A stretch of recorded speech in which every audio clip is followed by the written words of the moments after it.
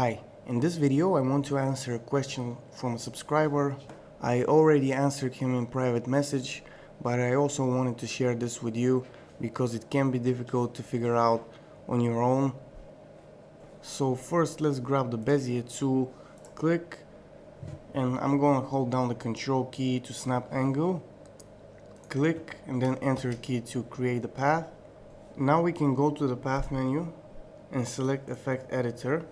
And from here we can add different effects. I'm going to cover this dialog in the beginner's guide, but for now let's just select one of the effects, a ruler, click add, and you see how this affected our path. Now I'm going to adjust this setting here to just 5, click enter, and I'm also going to remove the border marks, select none. So basically with this dialog you can add effects to the path. You can add more than one effect, you can adjust the settings, but once you grab the Bezier tool again and create another path, you will see that you will not have these effects applied to the new path. So you need to go back here again, and if you want the same effect you need to adjust the settings again. So the question is, how do we make this new path inherit the effects of the first one, so we don't have to go here in the path effect editor and waste time to add the effect and then adjust the settings? Well, there's more than one way to do this. I'm going to show you two of them. First I'll grab the select and transform tool and delete this path. Then I'm going to select this one. Then I'm going to click on the Bezier tool, then hold down the shift key, click.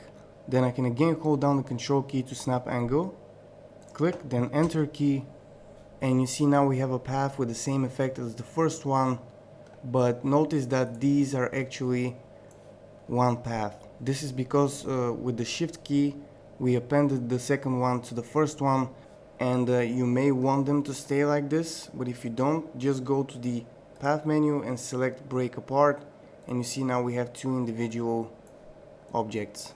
Now let's see how we can do this in another way.